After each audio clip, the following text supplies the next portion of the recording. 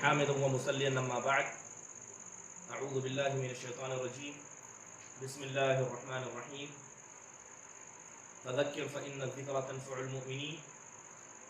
اے اللہ کے نبی صلی اللہ علیہ وسلم، آپ انہیں نصیحت کیجیے، بے شک نصیحت کرنا مومنین کو فائدہ دیتا ہے۔ کل کچھ مسائل پر میراث کے تعلق سے ہی کچھ بنیادی گفتگو ہوئی تھی، جس کے اندر اسلام کا یہ احسان بتایا گیا تھا کہ اسلام نے اس میراث کے ذریعے ہم پر کتنا بڑا احسان کیا ہے۔ اور جس وقت اس میراث کے احکام نازل ہوئے تھے اس وقت دو قومیں وہاں پر موجود تھیں، ایک یہود اور دوسرے مشرکین۔ تو کل بتا دیا گیا تھا کہ یہودیوں کے نزدیک میراث کا کیا مسئلہ تھا، اور اسی طرح مشرکین کے یہاں میراث کا کیا نظام تھا۔ ان دونوں کے بارے میں کچھ بنیادی باتیں آپ کے سامنے رکھی گئی تھی۔ باذن اللہ تعالیٰ آج اسی سلسلے کو آگے بڑھاتے ہوئے کچھ اور باتیں بطور مقدمہ آپ کے سامنے رکھی جائیں گی۔ تو امید ہے کہ آپ ان چیزوں کو لکھ لیں۔ جیسے کہ آپ سب جانتے ہیں کہ اس پروگرام کے آخر میں ایک امتحان ہونے والا ہے، اس امتحان کے لیے لکھنا اور چیزوں کو یاد رکھنا ضروری ہے۔ اللہ تبارک و تعالیٰ کہتا ہے کہ ان اکرمکم عند اللہ اتقاکم، تمہارا جتنے بھی تم لوگ موجود ہو اس میں سے اللہ تبارک و تعالیٰ کے نزدیک سب سے معزز کون ہے؟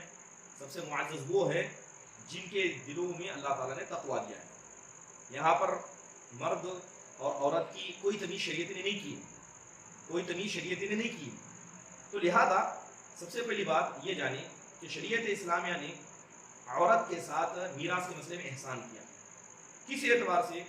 کیونکہ جس ماحول میں اسلام کے احکام آئے تھے تو اس وقت میں عورتوں پر ظلم و زیادتی ہوتی تھی، چاہے وہ یہودیوں کے نزدیک ہو یا چاہے وہ مشرکین کے نزدیک ہو۔ ایسے وقت میں اسلام نے بہت سارے حقوق کو دیا ہے جسے یہ دونوں لوگ نہیں دیا کرتے تھے۔ چلیے آج ہم گفتگو کرتے ہیں آج کے دور کی بات۔ آج بھی بہت سارے نظام دنیا کے ایسے چل رہے ہیں جن کے اندر بہت سارے لوگوں کے یہاں میراث کا نظام ہے بھی، اور کچھ لوگوں کے یہاں میراث کا نظام بالکل نہیں ہے، بالکل سرے سے غائب ہے۔ یا تو کسی کو میراث دینا پسند ہی نہیں کرتے ہیں، یا دیتے بھی ہیں تو اپنی من مرضی اور جیسا دل چاہا ویسا دیتے ہیں۔ اس لیے شریعت اسلامیہ نے جب میراث کے احکام کو ہم پر نازل کیا تو اس کی حکمتیں بیان کی کہ کن حکمتوں کی بنیاد پر اللہ تبارک و تعالیٰ نے اس میراث کا ہمیں حکم دیا ہے۔ بہت ساری حکمتیں۔ سب سے پہلی حکمت یہ ہے، جیسے ہم نے کل بتایا تھا، کہ انسان کو اللہ تبارک و تعالیٰ نے اس طرح پیدا کیا ہے کہ ہر کسی کو مال پسند ہے، لہذا اگر باپ کا مال ہو تو اس کی امید، اس کی حرص اولاد کے اندر ہوگی، اور انسان کا اپنے آپ کو زندہ رکھنے کے لیے مال کا ہونا بھی ضروری ہے۔ تو لہذا شریعت اسلامیہ نے اگرچہ مال باپ کا ہے لیکن اس کے بعد اسی مال میں اس کے آنے والی نسل یعنی اولاد کو اس مال کا حقدار بنایا۔ اور دوسری وجہ حقدار بنانے کی یہ بھی ہے کہ اگر انسان نے مال اپنا کمایا اور اولاد کو بے مال کے چھوڑ دیا تو جو محبت، جو الفت ایک ماں یا یہ ماں باپ اور اولاد کے بیچ میں ہوتی ہے وہ محبت دشمنی میں بدل جاتی ہے کہ ماں باپ نے ہمیں پیدا کر دیا، ایسے ہی چھوڑ دیا، جو مال ان کے پاس تھا وہ ہمیں نہیں دیا۔ تو لہذا مال کے ذریعے ماں باپ کے درمیان جو ایک فطری محبت ہوتی ہے اس محبت میں اور مزید اضافہ کیا گیا۔ تو میراث دیکھنے کا ایک بڑی وجہ، اگر تصور کر لیں کہ اسلام میراث کے کوئی احکام نازل نہ کرتا تو کیا ہوتا؟ وہی ہوتا جو آج کل ہوتا ہے کہ طاقتور ضعیف کا حق کھا جاتا، مرد عورتوں کا حق کھا جاتے، گھر کے بڑے گھر کے چھوٹوں کا حق کھا جاتے۔ تو لہذا شریعت نے ہر کسی کے حق کو اس تک پہنچانے کے لیے یہ میراث کے احکام نازل فرما دیے۔ چلیے تصور کر لیں، جیسے کہ آج بعض لوگ کہتے ہیں کہ میراث کا نظام اسلام کے اندر نہیں ہونا چاہیے تھا، ہونا یہ چاہیے تھا کہ میراث کے بجائے حکومت کے حوالے انسان کے مال کو کر دیا جائے۔ کیا کیا جائے؟ حکومت کے حوالے انسان کے مال کو کر دیا جائے۔ اب حکومت ہر کسی کا خیال رکھے گی، اس میں بیٹیوں کو بھی برابر دیا جائے گا، بیٹوں کو بھی دیا جائے گا، اور اگر دو بیٹے ہیں، دو بیٹوں میں سے ایک بیٹے کی یہاں لڑکیاں ہیں، ایک بیٹے کے یہاں لڑکے ہیں، تو لڑکے والے بیٹے کو زیادہ دیا جائے اور لڑکی والے بیٹے کو کم دیا جائے۔ تو انسان اپنی طرف سے جو چاہے خرافات کر سکتا تھا۔ لیکن اگر تصور کر لیں کہ اگر اسلام نے ایسا حکم دیا ہوتا اور میراث کے بارے میں کہا ہوتا کہ میراث انسان کے مر جانے کے بعد ساری حکومت لے گی، تو انسان کرتا کیا؟ जब मेरा पैसा हुकूमत के पास जाना है तो इंसान उसे बेजा खर्च कर देता है, उसे बर्बाद कर देता है, ज़ाय कर देता है। तो माल का ज़ाय करना इस्लाम के उन सख्त अहकाम में से एक है जिस पर इंसान की बख्शिश नहीं होती है। तो माल को ज़ाय करने से सख्ती से इस्लाम ने मना फरमाया। चलिए, तो ये बातें तो समझ में आ गई कि अल्लाह तबारक व तआला ने इस मीरास के हुक्मों को क्यों नाजिल किया है। एक वजह कि माल इंसान का, यानी माल की मोहब्बत इंसान के दिल में अल्लाह ताला ने रख दी है, तो बाप के माल की मोहब्बत औलाद के दिल में होती है और वो चाहती है, तो लिहाजा उसी मोहब्बत उल्फत को और बढ़ाया जाए, बुग़्ज़ अदावत को दूर किया जाए, और इसी तरह ऐसा ना हो कि ताकतवर ज़ईफ़ के माल को खा जाए। तो अल्लाह तबारक व तआला ने मीरास के अहकाम को नाज़िल फरमा दिया। चलिए बात करते हैं मीरास के एक बड़े मसले पर, जिसके ताल्लुक से आज लोग सवाल उठाते हैं। कल हमने गुफ्तगू किया था और कहा था कि बहुत सारे लोग इस्लाम के बहुत सारे फैसलों पर एतराज़ करते हैं और उसमें से एक एतराज़ ये मीरास के ताल्लुक से भी है। आज की क्लास में इंशाअल्लाह बुनियादी चंद बातों पर होगी, फिर उसके बाद मीरास के ताल्लुक से और बातें मज़ीद आपके सामने पेश की जाएंगी। अगर बात करें कुछ लोगों का एतराज़ किस एतबार से कि औरत पर इस्लाम ने जुल्म किया है। क्या कहना है एतराज़ करने वालों का कि औरत पर इस्लाम ने जुल्म किया है। जुल्म की शक्ल ये है कि मर्द को औरत के मुकाबले में डबल हिस्सा दिया जाता है और औरत को एक हिस्सा कम दिया जाता है। तो लिहाजा औरत के साथ ये भेदभाव क्यों? जब एक ही बाप के बेटे और बेटियां हैं तो इस्लाम ने बेटों को दिया और बेटियों को बेटों के मुकाबले में कम दिया। तो ज़ाहिरी तौर पर उनकी निगाहों में ये जुल्म नजर आता है और इसके खिलाफ वो प्रोपेगेंडे करते हैं, मुसलमानों को हदफ बनाते हैं और इसी तरह इस्लाम की जो तालीमात है उसे दागदार करने की कोशिश करते हैं। अगर इस तकसीम को हम देखें कि इसकी हिकमत क्या हो सकती है, ताकि पहले एतराज़ के ताल्लुक से कुछ बुनियादी बातें करें, फिर बात को आगे बढ़ाएं। सबसे पहले आप देखें कि अल्लाह तबारक व तआला ने हर एक को जुदा जुदा पैदा किया है। खातून, उसका जिस्म, उसकी चाल ढाल और उसके जीने का तरीका, ताकत और क़ुव्वत मर्द से बिल्कुल जुदा होती है और उसके मुकाबले में मर्द औरत से बिल्कुल जुदा होता है। तो लिहाजा सलाहियतों को अल्लाह ने बांट दिया है। मर्दों की यहाँ कुछ सलाहियत अल्लाह ने अता की तो औरतों की यहाँ अल्लाह ताला ने कुछ सलाहियत अता की। चलिए अगर बात मर्द की करें तो उस मर्द जिस्म के एतबार से मजबूत होता है, तो लिहाजा इसे इस्लाम ने मेहनत करने का हुक्म दिया, काम करने का, मेहनत करने का। और इसी तरह मेहनत इस एतबार से कि इंसान मेहनत करके थक जाए और वो मेहनत मर्द के लायक होती है। इसके अलावा जो बड़े बड़े बोझ होते हैं सफ़र करने की, तिजारत करने की, या इसके अलावा माल की खर्च करने की, अपनी घर वालों की हिफाजत करने के, घर में सामान लाने और देने के, हर एतबार से ये सारी जिम्मेदारियां अल्लाह तबारक व तआला ने मर्द की सलाहियत और काबिलियत के एतबार से उसे अता की। ठीक है, और यही वजह है कि मर्द को खर्च करना है। किस पर खर्च करना है? अपने माँ बाप पर करना है। अगर चाहे माँ बाप मालदार हो तब भी औलाद को अपने माँ बाप पर खर्च करना है। ठीक है, इसी तरह खर्च करने का हुक्म दिया गया। इंसान शादी कर लेता है, अब इंसान खुद गरीब है लेकिन जिस बीवी से उसने शादी की है वो बीवी मालदार घर से, उसे किसी चीज़ की ज़रूरत नहीं। क्या ऐसे वक्त में इस्लाम ने कहा है कि आपकी बीवी मालदार है तो बीवी पर खर्च मत कीजिए क्योंकि आपकी बीवी मालदार है? बिल्कुल नहीं। बीवी चाहे कितनी भी माल वाली हो तब भी उसका खर्च एक मर्द के जिम्मे दिया गया। चाहे बीवी मालदार हो या गरीब हो, चाहे मर्द मालदार हो या गरीब हो, मर्द ही खर्च करेगा और औरत पर ही खर्च करेगा। इसी तरह माँ बाप की जिम्मेदारी, ठीक है, तो ये चीज़ें सारी मर्दों पर लागू कर दी गई। यानी मर्द को कमाना है और मर्द को खर्च करना है। माँ बाप पर भी खर्च करना है जो रिश्ते में उनसे बड़े हैं और जो रिश्ते में उनके बराबर हैं, चाहे बीवी हो या रिश्ते में उनसे छोटे हैं, ताल्लुकात में उनसे छोटे जैसे औलाद हो, सब पर खर्च करने की जिम्मेदारी मर्द को दी। बात करें औरत की, अल्लाह तबारक व तआला ने औरतों को बड़ी इज्जत बख्शी। किस एतबार से इज्जत बख्शी? कि जब वो पैदा होती हैं, यहाँ तक कि जवान होती हैं, तो उन पर खर्च कौन करते हैं? माँ बाप करते हैं, बाप खर्च करता है। जब इस बच्ची की शादी, लड़की की शादी हो जाती है तो शादी होने के बाद कौन खर्च करता है? शौहर खर्च करता है। यहाँ तक कि यही लड़की अगर बूढ़ी हो जाए और इसके बच्चे हो तो इस बूढ़ी औरत पर उसके बच्चे खर्च करें।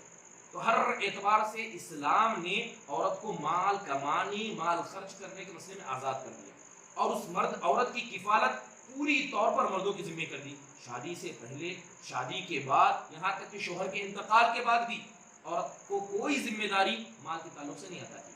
आप सोचें कि जिसको कमाना है, जिसे खर्च करना है, जिसे ना कमाना है ना खर्च करना है, तो क्या दोनों को बराबर एक हिस्सा दे दिया जाए तो क्या इंसाफ होता? बिल्कुल इंसाफ नहीं होता। और अल्लाह तबारक व तआला ने इसी का जिक्र किया है। औरत को माल मिलता है, مثال کے طور پر عورت کہ اگر گھر سے کسی کا انتقال ہو جائے، والد کا انتقال ہو جائے تو وہاں سے مال ملتا ہے، شوہر کا انتقال ہو جائے شوہر کی طرف سے مال ملتا ہے، اس کی اپنی اولاد کا انتقال ہو جائے اس کی طرف سے بھی مال ملتا ہے، شوہر مہر دیتا ہے وہ بھی مال ملتا ہے، والدین دیتے ہیں وہ بھی ملتا ہے، ہر اعتبار سے عورت کے پاس مال اکٹھا ہے لیکن خرچ کرنے کا ذریعہ نہیں ہے۔ عورت مال اکٹھا کر لیتی ہے، خرچ کرنے کا کوئی حکم نہیں ہے، نہ واجبات ہیں، اور مرد کو کمانا بھی ہے خرچ بھی کرنا ہے۔ تو اگر مرد کو عورت کے برابر کر دیا جاتا تو شریعت کے نگاہ میں اور انصاف کے تقاضے سے یہ مرد پر ظلم ہوتا کہ کمائے وہ خرچ یہ کرے، یہ نہ کمائے نہ خرچ کرے، لیکن دونوں کو برابر دیا جائے۔ امید ہے کہ میری بات آپ کو سمجھ میں آ رہی ہوگی۔ دوسرا مسئلہ جہاں تک بات عورت کو ایک حصہ مرد کو دو حصہ دینے کی بات ہے، یہ ہر معاملے میں نہیں ہے، یہ ہر معاملے میں نہیں ہے۔ میں ان لوگوں کے اعتراض کا جواب دینا چاہتا ہوں جو لوگ کہتے ہیں کہ اسلام نے عورت پر ظلم کیا ہے، کہ ہر معاملے میں نہیں ہے۔ جیسے قرآن کریم کی آیت کریمہ جس میں اللہ کہتا ہے کہ یوصیکم اللہ فی اولادکم للذکر مثل حظ الانثیین، کہ اللہ تبارک و تعالیٰ تمہیں وصیت کرتا ہے تمہارے اولاد کے مسئلے میں، کہ اولاد کے مسئلے میں کیا ہے کہ اگر بیٹا ہے تو اسے ڈبل ملے گا، بیٹی کو سنگل ملے گا۔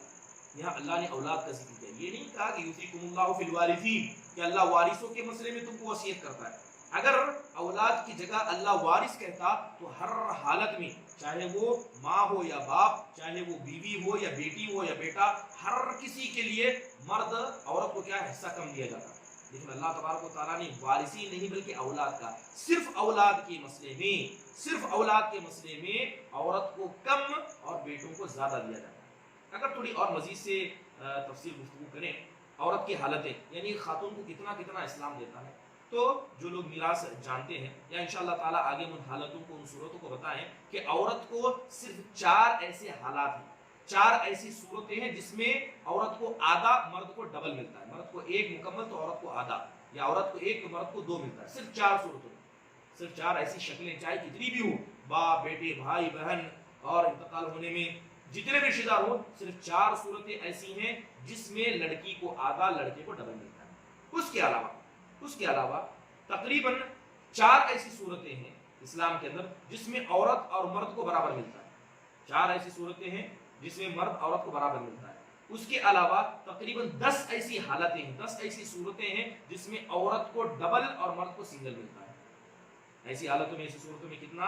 مرد کو سنگل اور عورت کو ڈبل ملتا ہے۔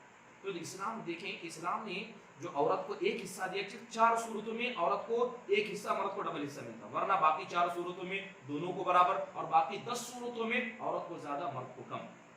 اور اگر اس کی مثال دیکھیں، عورت مرد برابر ہے، مثال کے طور پر ماں اور باپ ہے۔ ماں ایک عورت ہے، باپ ایک مرد ہے، لیکن حصے میں دونوں برابر ہوتے ہیں۔ دادا اور دادی ہیں، دونوں حصے میں ایک جیسے کے برابر ہیں، دونوں حصے میں ایک جیسے ہیں، حالانکہ ایک طرف خاتون اور مرد ہے لیکن حصے میں دونوں برابر ہیں۔ تو لہذا شریعت اسلامیہ نے کہیں بھی یہ نہیں کہا ہے کہ عورت کو ہر حالت میں آدھا ہی دیا جائے گا، بلکہ یہ میراث کے مسائل کو جب جان لیں تو صرف 4 صورتیں ایسی بنتی ہیں جن 4 صورتوں میں عورت کو آدھا اور مرد کو مکمل ملتا ہے۔ اب یہ اعتراض تو دوسروں کی جانب سے کیا جاتا ہے، لیکن بڑا افسوس اس وقت ہوتا ہے جب ہمارے خود مسلمان اس اعتراض کو صحیح ثابت کرنے کی کوشش کرتے ہیں، چاہے اپنے عملی طریقے سے کہیں، میراث کے مسئلے میں ظلم و زیادتی کر کے کہیں، یا یوں کہیں کہ مغرب کی جانب سے آئے ہوئے دھوکے کو مان کر وہ ان باتوں کو قبول کرنے کی کوشش کرتے۔ تو ایک بات آپ سمجھ لیں، یہ اللہ تبارک و تعالیٰ کا فیصلہ ہے۔ یہ فیصلہ نہ ہم نے کیا ہے، نہ کسی اور نے کیا ہے، نہ خود نبی صلی اللہ علیہ وسلم نے یہ فیصلہ کیا ہے۔ یہ فیصلہ اللہ تبارک و تعالیٰ کی جانب سے ہے، اور اگر اللہ اس کے رسول کی جانب سے کوئی فیصلہ آ جائے اور ہم میں سے کوئی آدمی اس فیصلے کو دل میں بھی نہ مانے، زبان سے کہے نہ کہے یا اس کے طور پر ایکشن لے نہ لے، اگر دل میں بھی نہ مانے، تو ایسے لوگوں کو اللہ کے عذاب سے ڈرنا چاہیے۔ قرآن میں اللہ فرماتا ہے کہ وَمَا كَانَ لِمُؤْمِنٍ وَلَا مُؤْمِنَةٍ إِذَا قَضَى اللَّهُ وَرَسُولُهُ أَمْرًا أَن يَكُونَ لَهُمُ الْخِيَرَةُ مِنْ أَمْرِهِمْ، کہ کسی مومن مرد کے لیے، کسی مومن عورت کے لیے یہ بالکل بھی درست نہیں ہے کہ جب اللہ اس کے رسول نے کوئی فیصلہ کر دیا ہے تو وہ ان کے مسئلے میں اپنی چوائس دکھائے، اپنی اختیار دے، اپنی رائے دے۔ وَمَن يَعْصِ اللَّهَ وَرَسُولَهُ فَقَدْ ضَلَّ ضَلَالًا بَعِيدًا، اور جو اللہ کے فیصلے کو آنے کے بعد اس کو چھوڑ دیتا ہے، نافرمانی کرتا ہے، یقیناً وہ بڑی گمراہی میں، بڑی گمراہی میں۔ قُلْ فَلِلَّهِ الْحُجَّةُ الْبَالِغَةُ، آپ کہہ دیجئے اللہ ہی تبارک و تعالیٰ کے لیے پختہ مہر ہے۔ اللہ تعالیٰ جس پر مہر لگا دے اس کے بعد کسی انسان کے لیے کوئی مسئلہ نہیں ہوتا۔ بس یہ حکمتیں، اب آپ کہیں گے کہ ہم مسلمان ہیں تو ہم کو یہ حکمتیں بتانے کی ضرورت کیوں ہے؟ اگر حکمتوں کو بتایا جائے تو جو اعتراض کرتے ہیں ان کے اعتراض کو غلط آپ خود ہی سمجھ جائیں گے۔ اور دوسری بات ہے، حکمت پتہ چلنے سے ایک فائدہ ہمیں یہ بھی ہوتا ہے کہ ہمارے دل کے اندر اللہ تبارک و تعالیٰ کے احکام کے تعلق سے مزید یقین آ جاتا ہے، مزید یقین آتا ہے کہ جی ہاں، شریعت نے جو فیصلہ مرد و عورت کی تقسیم میں کیا، یہ بڑا انصاف والا فیصلہ ہے، یہ بڑا انصاف والا فیصلہ ہے۔ چلیے، آج جو لوگ اعتراض کرتے ہیں، ان خود لوگوں کے اعتراضات کو دیکھیے، ان کی زندگیوں کو دیکھیے کہ ان کی زندگیوں کا کیا حال ہے۔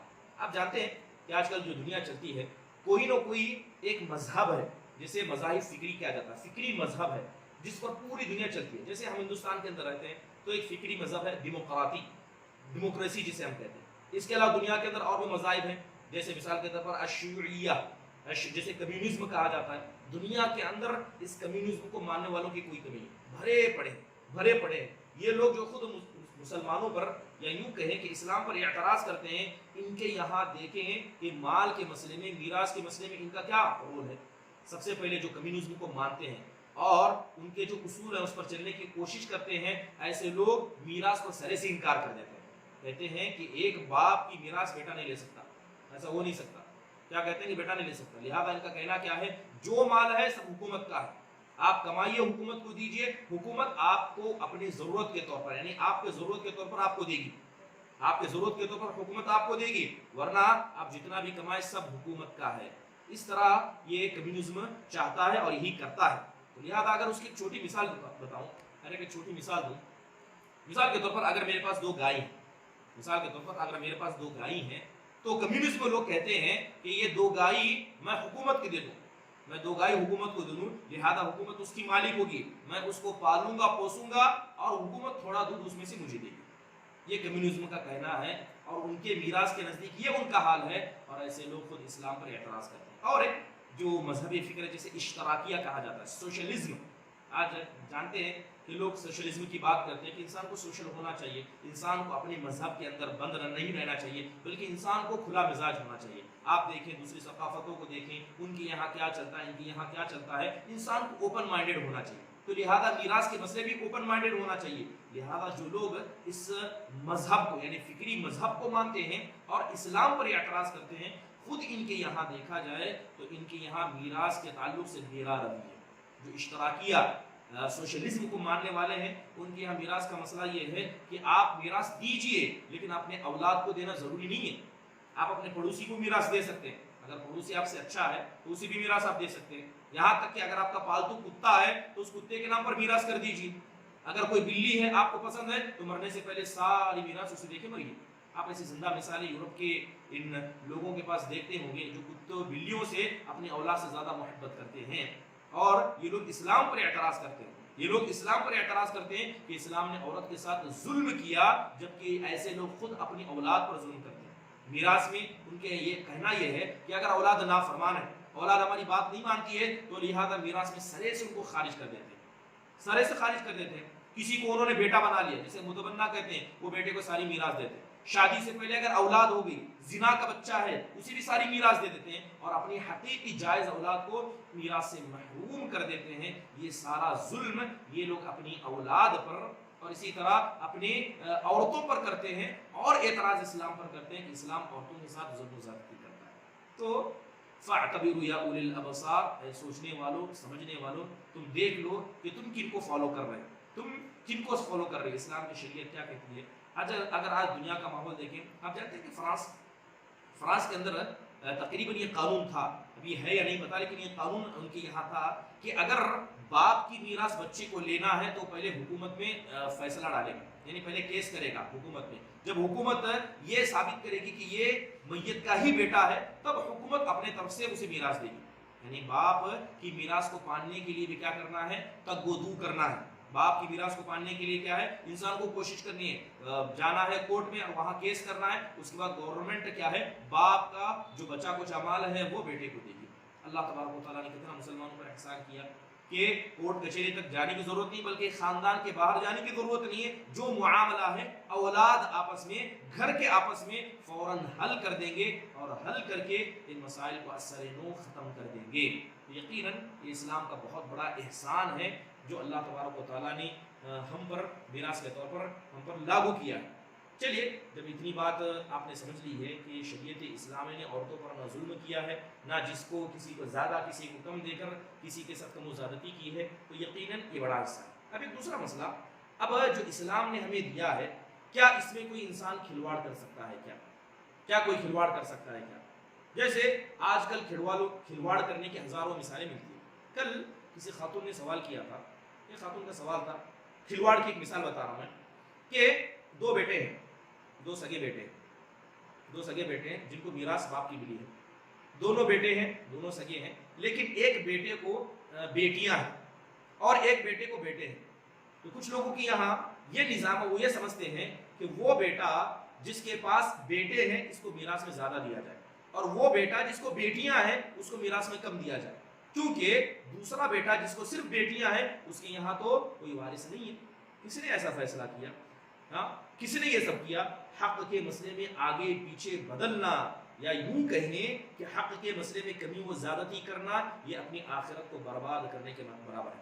اگر کوئی آدمی یہ کام حق سے کرتا ہے کہ نہیں ہم کو یہی صحیح سمجھتا ہے، ہم یہی کرتے ہیں، تو بسا اوقات اگر انسان اس کو صحیح سمجھ کر اور شریعت کے حکم کو غلط سمجھ کر کرے، گویا وہ شریعت سازی کر رہا ہے، اپنے آپ کو اللہ کے برابر کھڑا کر رہا ہے، کہہ رہا ہے کہ میں بھی حلال کروں گا، میں بھی چیزوں کو حرام قرار دوں گا، اور اللہ نے جو فیصلہ کیا ہے وہ فیصلہ میرے نزدیک کیا ہے، ہو سکتا ہے کہ درست نہ ہو، اس لیے یہ فیصلہ میں اپنے طور پر اپنے لیے کر رہا ہوں۔ یقیناً یہ بڑی خطرناکی کا مسئلہ ہے، یہ بڑا خطرناکی کا مسئلہ ہے کہ کوئی انسان میراث کے مسئلے میں ایسی ساری چیزیں کرے اور فیصلے جو ہے اپنے طور پر کرے۔ اس لیے اللہ تبارک و تعالیٰ نے صاف طور پر فرمایا کہ تلک حدود اللہ ومن یطع اللہ ورسولہ یدخلہ جنات تجری من تحتها الانہار، یہ اللہ کے حدود ہے، اللہ نے حد باندھ دی ہے، اللہ نے باؤنڈریز بنا دی ہیں، لہذا جو اللہ کی باؤنڈری کا احترام کرے گا، ان کی عزت کرے گا، اللہ اس کے رسول کی اطاعت کرے گا، اللہ ایسی جنتوں میں داخل کرے گا جس کے نیچے سے نہریں بہتی ہوں گی۔ ومن یعص اللہ ورسولہ، لیکن جو اللہ نے حد بیان کیے اس کو چھوڑ دے، اس کی نافرمانی کرے اور ان حدوں کو، ان باؤنڈریوں کو پھلان دے، ایسے انسان کے لیے اللہ تعالیٰ نے جہنم میں آگ بنا کر رکھی ہے، اور وہ آگ کیا ہے؟ انسان کو ذلیل کر دے گی، رسوا کرے گی، اور انسان کے ساتھ ایسا ہی کیا جائے گا۔ اللہ کے نبی صلی اللہ علیہ وسلم کی حدیث ابن ماجہ کی روایت ہے کہ من فر من میراث والدہ قطع اللہ میراثہ من الجنۃ یوم القیامہ۔ اگرچہ حدیث پر کلام ہے کہ اگر کوئی انسان کسی وارث کے حق کو کاٹ دیتا ہے، یعنی جو باپ کی میراث ملنا تھا، جسے حق سے ملنا تھا، اس میراث کو روک لیتا ہے، تو اللہ تعالیٰ جنت کی میراث کو اس سے روک لیتا ہے۔ جنت کی میراث کیا ہے؟ کہ جنت کی میراث ہے۔ جنت کیا ہے؟ ہمارے باپ آدم علیہ السلام کا گھر ہے، لہذا باپ کے گھر پر جب بیٹا جاتا ہے تو اس کی وراثت ہوتی ہے، تو جنت گویا ہمارے باپ کی وراثت ہے۔ لہذا اگر کسی نے دنیا کے اندر کسی وارث کو میراث سے ہٹا دیا تو اللہ تبارک و تعالی ہمارے باپ آدم، جو آدم کا پہلا گھر جنت تھا، اللہ تعالیٰ جنت کی میراث سے ایسے لوگوں کو محروم کر دے گا۔ یقیناً بڑی دردناک اور خطرناک مسئلہ ہے کہ میراث کے مسئلے میں لوگ کم و زیادتی کریں، کسی کا حصہ جسے شریعت نے بتایا اسے چھوڑ کر اپنے طور پر فیصلے کریں، اور بہت سارے لوگ اللہ تبارک و تعالیٰ کی حد میں بڑھنے کی کوشش کرتے ہیں، اللہ کی حد میں بڑھنے کی کوشش کرتے ہیں، چاہے خواہش پرستی کی وجہ سے ہو یا کسی بھی وجہ سے ہو، انسانوں کو اس مسئلے میں احتراز کرنا چاہیے۔ چلیے یہاں تک بات اس کی مکمل ہو جاتی ہے، اور دوسرے مسئلے پر گفتگو کرتے ہیں۔ دوسرا مسئلہ طریقہ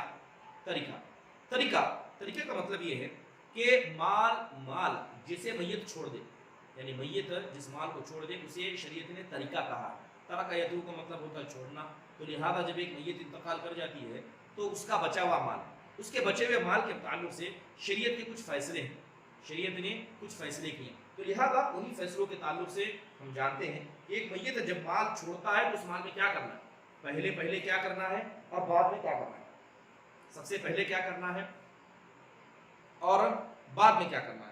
تو ترکی کے جو مسائل ہیں میں چاہوں گا کہ ان چیزوں کو آپ لکھ لیں، ٹھیک ہے، جو اعتراضات بتائے گئے اور چند اعتراضات کا جو جواب دیا گیا، اشارتاً لکھ لیں، تفصیل سے لکھنے کی ضرورت نہیں ہے انشاءاللہ، ٹھیک ہے، اشارتاً لکھ لیں، کیونکہ معذرت کے ساتھ میں باتیں تھوڑا تیز بولتی جاتا ہوں کیونکہ وقت بڑا کم ہے اور باتیں بہت ساری ہیں، ٹھیک ہے۔ تو چلیے میت نے جو مال چھوڑا ہے اسے اسلام ترکہ کہتا ہے، ٹھیک ہے۔ اب ترکہ اس کے کچھ حقوق ہیں، جو چھوڑا ہوا مال میت نے چھوڑا ہے اس کے کچھ حق ہیں جن حقوں کو ادا کرنا ضروری ہے، ان حقوں کو ادا کرنا ضروری ہے۔ اب یہ جو مال چھوڑا گیا ہے اس کے تعلق سے کیا حق بنتا ہے، کیا حق شریعت نے بیان کیا ہے، تو ان حق کے تعلق سے ایک بات لے کر ہم گفتگو کریں گے، ٹھیک ہے۔ تو سب سے پہلے جو میت کے چھوڑے ہوئے مال میں سب سے پہلا جو حق بنتا ہے وہ تجہیز و تکفین کا ہے، میت نے مال چھوڑا، اس مال سے جیسے ہی فائدہ اٹھانا چاہیں گے تو سب سے پہلا حق یہ ہے کہ اس مال سے میت کے لیے تجہیز و تکفین کا انتظام کیا جائے، ان کے لیے کپڑے خریدے جائیں، نہلایا جائے، غسل کیا جائے، قبر ان کی کھودی جائے، اور جتنا احترام اسلام ایک میت کا کرنے کا حکم دیتا ہے ان ساری چیزوں کو ادا کیا جائے، جسے ہم تجہیز کہتے ہیں۔ یہ پہلا مال کا حق۔ دوسرا مال کا حق کیا ہے؟ قرض کی ادائیگی۔ دوسرا مال کا حق کیا ہے؟ قرض کی ادائیگی۔ پہلے ہم نے تجہیز و تکفین کا کام کیا میت کے بچے ہوئے مال میں سے، دوسرا کام ہم نے یہ کیا کہ قرض کو ادا کیا، تیسرا اگر میت نے وصیت کی ہے تو وصیت کو نافذ کرنا، اور چوتھا کام ہے میراث کو بانٹنا۔ جو میراث، جو اللہ تبارک و تعالیٰ نے میراث کا حصہ بتایا ہے، اس کو بانٹنا۔ سب سے پہلے جو طریقہ ہے، جو مال بچا ہے اس میں سب سے پہلے کیا کرنا ہے؟ تجہیز و تکفین کا انتظام کرنا ہے۔ بات کریں تجہیز و تکفین کی تو دیکھیں کہ تجہیز و تکفین کے بارے میں شریعت نے حکم دیا ہے، شریعت کے احکام موجود ہیں، اور یہ میت کے مال میں سب سے پہلا حق بنتا ہے، ٹھیک ہے؟ جیسے اللہ کے نبی صلی اللہ علیہ وسلم نے یہ بات کہی کہ فدین اللہ احق ان یقضى وقضى اللہ فهو احق بالوفاء، کہ ایک قرض ہوتا ہے اللہ کا، ایک قرض ہوتا ہے بندوں کا، تو لہذا دونوں کے قرض کو ادا کرنا ہے۔ لیکن یہ قرض کی ادائیگی کب ہے؟ یہ قرض کی ادائیگی تجہیز و تکفین کے بعد ہے۔ پہلے تجہیز و تکفین کا انتظام کیا جائے، اور یہی صحیح اور راجح بات ہے، کچھ ایسے میں اختلاف ہے۔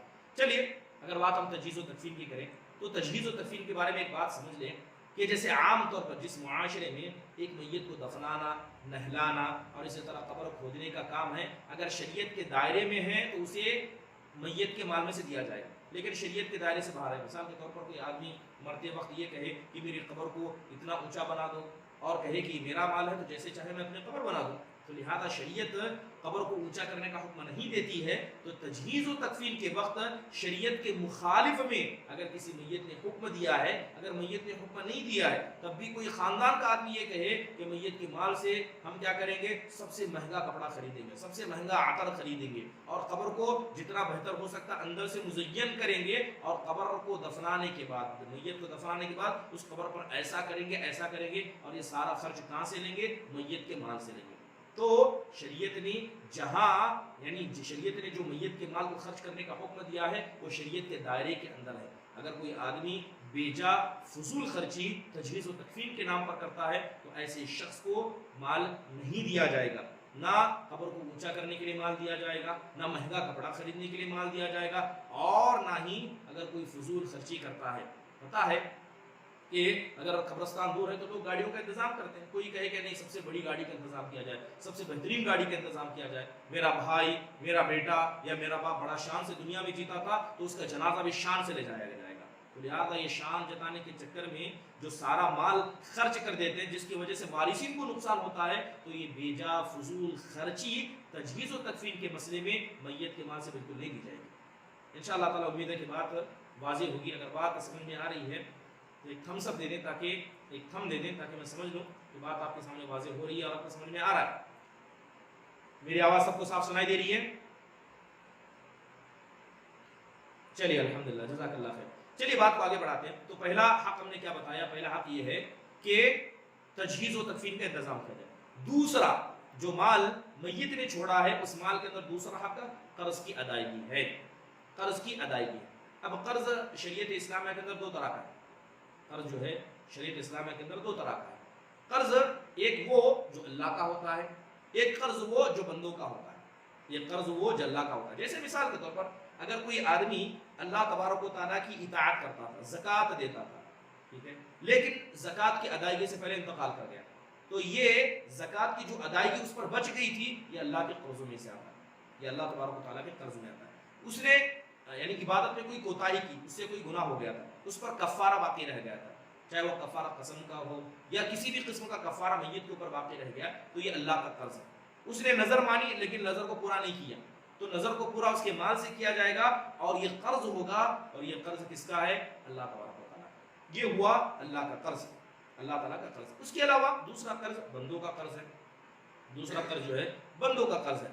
اب جہاں تک بندوں کا قرض ہے، اس کے اندر جو علماء اکرام نے کیا ہے، دو قسمیں بیان کی کہ دو قسم کا قرض ہوتا ہے۔ ایک تو بعینہ قرض، یعنی کسی شخص کا پرسنل لون، پرسنل قرض۔ مثال کے طور پر میں نے کیا کیا؟ چند کتابوں کو خریدا، چند کتابوں کو خریدا۔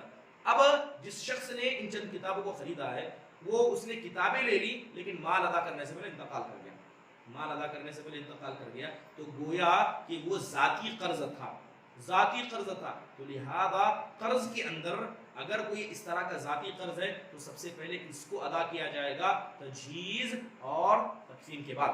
دوسرا قرض ہو سکتا ہے کہ میت نے خاندان والوں کے نام پر، گھر کے نام پر، یا کوئی عام کسی قسم کا لون لیا ہوگا. اگر وہ لون سودی نہیں ہے، ٹھیک ہے، عام کوئی لون لیا ہوگا تو یہ عام قرضوں میں شامل ہوگا.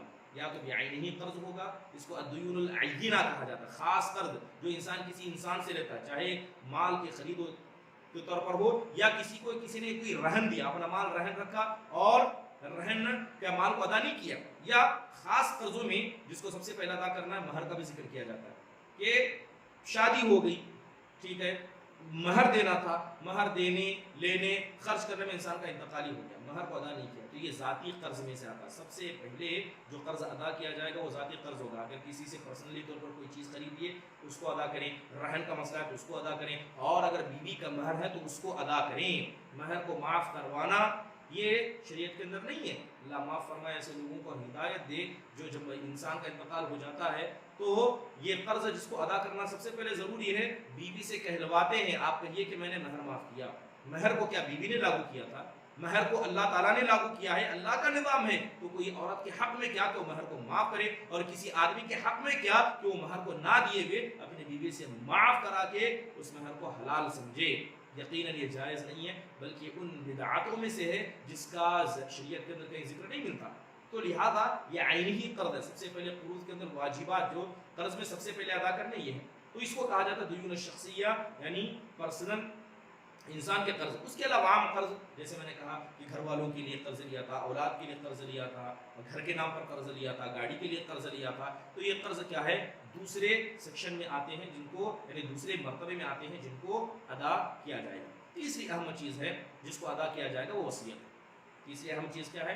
وصیت. سب سے پہلے کیا تھا کہ طریقہ جو مال بچا ہے اس مال میں ہم نے سب سے پہلے کیا کیا، اس مال کے اندر ہم نے تجہیز و تدفین کا انتظام کیا. اس کے بعد جو قرض ہے، چاہے وہ قرض اللہ کا ہو چاہے وہ قرض کس کا ہے، عام انسانوں کا ہو، تو ہر طرح کے قرض کو اگر ادا کر دیا تو اس کے بعد تیسری چیز جو بچتی ہے وہ وصیت ہے.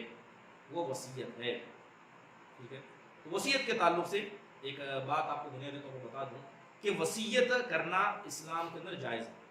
ٹھیک ہے، وصیت کرنا اسلام کے اندر جائز ہے. نہ یہ واجبات میں سے آتا ہے اور نہ ضروری چیزوں میں سے.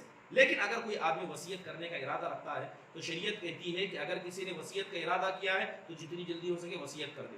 بلکہ سونے سے پہلے ہمیشہ اپنے تکیے کے نیچے وصیت رکھ دیا کرے.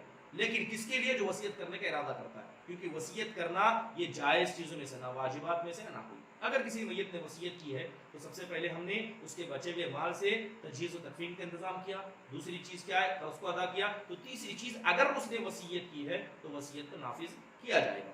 اب وصیت کہتے کسے؟ وصیت وہ میت کے جانب سے کی ہوئی وصیت ہوتی ہے جسے انسان اپنے مرنے کے بعد اپنے مال کے تعلق سے وصیت کرتا ہے کہ میرے مرنے کے بعد میرے مال کے اندر ایسا کیا جائے، ایسا کیا جائے. اور وصیت کی اجازت اللہ تبارک و تعالیٰ نے دی ہے. جیسے قرآن کریم میں اللہ فرماتا ہے کہ من بعد وصیت یوصی بها او دین، کہ اس وصیت کے تعلق سے اللہ فرماتا ہے کہ وہ وصیت یا وہ قرض جس کے تعلق سے میت نے باتیں کی ہیں تو لہذا اس کو نافذ کیا جائے گا، اس کو نافذ کیا جائے گا. ان اللہ تصدق علیکم بثلث اموالکم فی آخر اعمالکم زیادۃ فی اعمالکم فضعوها اذا شئتم. اللہ کے نبی صلی اللہ علیہ وسلم کی حدیث ہے کہ بے شک اللہ تبارک و تعالیٰ نے تم پر صدقہ کیا. اللہ نے کیا کیا؟ تم پر صدقہ کیا ہے کہ تمہارے مال کا 1/3 حصہ تمہاری زندگی کے آخر میں تمہارے عمل میں اضافے کے لیے تمہیں صدقہ کرنے کی اجازت ہے. جہاں چاہے اسے صدقہ کرو، جہاں چاہے اس کی وصیت کرو. تو نبی صلی اللہ علیہ وسلم کی حدیث سے بھی ثابت ہے. تو لہذا وصیت کرنا جائز ہے، اور اگر کوئی انسان وصیت کرنا چاہتا ہے تو وصیت کرنے میں بالکل تاخیر نہ کرے، وصیت کرنے میں تاخیر نہ کرے. وصیت کے تعلق سے حضرت سعد بن ابی وقاص رضی اللہ عنہ کی روایت بھی آتی ہے کہ اللہ کے نبی صلی اللہ علیہ وسلم کے پاس آئے اور آ کر انہوں نے نبی صلی اللہ علیہ وسلم سے کہا اوصی بمال کلہ، اے اللہ کے نبی کیا میں اپنے پوری مال کی وصیت کر دوں، جتنا میرا ہے سب کو وصیت کر دوں؟ اللہ کے نبی نے کہا نہیں. تو انہوں نے پھر کہا اے اللہ کے نبی کیا آدھے مال کی وصیت کروں؟ اللہ کے نبی نے کہا نہیں. کہا الثلث، یعنی 1/3 حصہ. اللہ کے نبی نے کہا والثلث والثلث کثیر، کہا 1/3 کر سکتے ہو لیکن یہ زیادہ ہے، اتنا کر سکتے ہو لیکن یہ بھی زیادہ ہے. تو اس حدیث کے اندر ہمیں وصیت کی پرمیشن ملتی ہے کہ وصیت کر سکتے ہیں، اگر کرنا چاہیں تو کر سکتے ہیں، لیکن وصیت کے لیے شرط کیا لگائی گئی کہ 1/3 سے زیادہ نہ ہو۔ اور وصیت کا مقصد کیا ہے؟ وصیت کا مقصد وارثین کو نقصان پہنچانا نہ ہو، ٹھیک ہے؟ تو اگر یہ ساری چیزیں انسان درست کر لیتا ہے تو وصیت کرنے کو اسلام درست قرار دیتا ہے، وصیت کر سکتے ہیں۔ اب وصیت کتنی کریں؟ جیسے ہم نے کہا کہ وصیت کیا ہے، 1/3 ہی کرنی ہے۔ وصیت کے تعلق سے کچھ بنیادی باتیں اگر آپ قرآن و حدیث کے اندر دیکھیں تو بہت ساری چیزیں وصیت کے تعلق سے بھی ملتی ہیں کہ وصیت کس کے لیے کی جانی چاہیے۔ تو دوسرا سوال یہ بنتا ہے کہ وصیت کس کے لیے ہو؟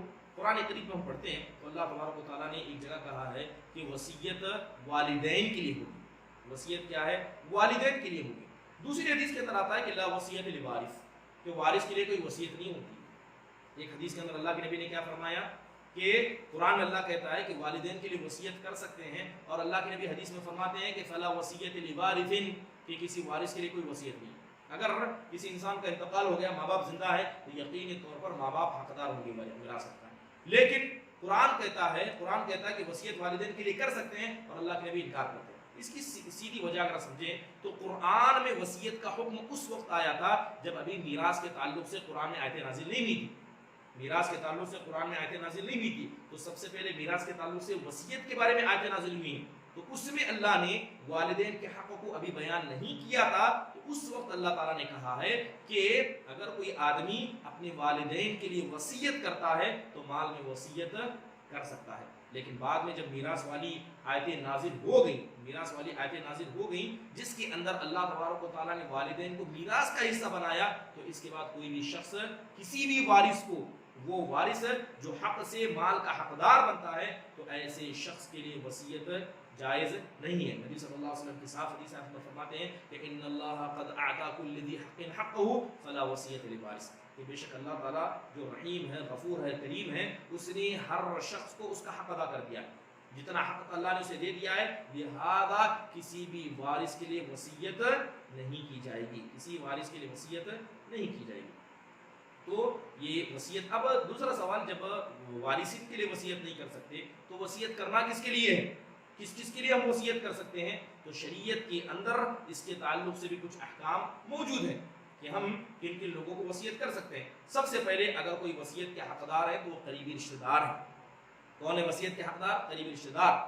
وصیت کے سب سے زیادہ حقدار قریبی رشتہ دار۔ قریبی رشتہ دار کو انسان چھوڑ دے اور وہ حقدار ہوں، یعنی مال کے وہ حقدار ہوں، ان کو چھوڑ کر دوسروں کو وصیت کرے، ٹھیک ہے، تو یقیناً کہیں نہ کہیں یہ کوتاہی کا قصہ نظر آتا ہے۔ تو سب سے پہلے وصیت وارثین کے لیے کر سکتے، یعنی اقارب کے لیے، قریبیوں کے لیے کر سکتے ہیں۔ اس کے علاوہ اگر کوئی قریبی مال کا حقدار نہیں ہو تو کسی غیر کو بھی انسان وصیت کر سکتا ہے۔ اس کے تعلق سے قرآن کریم کے اندر آیت کریمہ موجود ہیں، ٹھیک ہے۔ اللہ تبارک و تعالیٰ نے حکم دیا ہے جہاں تک قریبوں کو کیا ہے وصیت کرنا ہے، کیونکہ جو بھی میت کا مال ہے اس میں سب سے زیادہ حقدار اس کے قریبی ہیں۔ تو اگرچہ ایک میت وصیت کرنا چاہتی ہے تو سب سے پہلے اپنے قریبوں کو وصیت کرے، یہ زیادہ بہتر ہے اور یقیناً یہی زیادہ صحیح طریقہ ہے۔ لیکن اس کے علاوہ قریبوں میں سے نہ ہو، کوئی دور بھی ہو، یعنی ایسا شخص ہو جن کو وراثت میں حصہ نہ ملتا ہو، تو ایسے شخص کے لیے بھی وصیت کی جا سکتی ہے۔ تو یہ تیسری چیز پہلی چیز ہم نے کیا بیان کی کہ میت کا مال، جسے ہم نے طریقہ کہا ہے، چھوڑا ہوا مال ہے، اس میں سب سے پہلے تجہیز و تدفین کا انتظام کیا جائے گا۔ دوسرا کام قرض کی ادائیگی کی جائے گی۔ تیسرا کام اگر میت نے وصیت کی ہے تو اس وصیت کو نافذ کیا جائے گا۔ اور چوتھا کام کیا ہے؟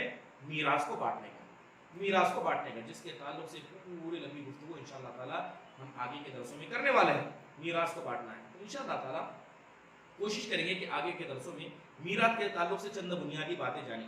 بنیادی میراث کے تعلق سے سب سے پہلے میراث کے کتنے رکن ہیں، اس کے بارے میں گفتگو کریں گے۔ میراث، جب اسلام کسی کو میراث کا گفتگو کرتا ہے تو کن کن شرطوں کو اسلام نے ویلڈ قرار دیا، اس کے علاوہ کون سی ایسی چیزیں ہیں کہ اگر چیزیں ہو جائیں تو ایک آدمی جو مال کا وارث ہو سکتا تھا اس کے بعد بھی اسلام اسے وراثت سے ہٹا دیتا ہے، یعنی میراث کو روکنے والی چیزیں۔ اس کے علاوہ میراث کے اسباب انشاءاللہ تعالیٰ کوشش کریں گے کہ بقیہ اور آئندہ دروس میں ان مسائل پر مختصراً گفتگو کریں، اور اس کے بعد کس کا کتنا حصہ ہوگا، عورت کا کتنا حصہ ہوگا، مرد کا کتنا حصہ ہوگا، اور اس کے بعد اگر میراث کے تعلق سے یعنی حصے بانٹی کے تعلق سے کوئی بھی سوالات ہوں گے تو انشاءاللہ تعالیٰ اس کو بھی حل کیا جائے گا بإذن اللہ تعالیٰ۔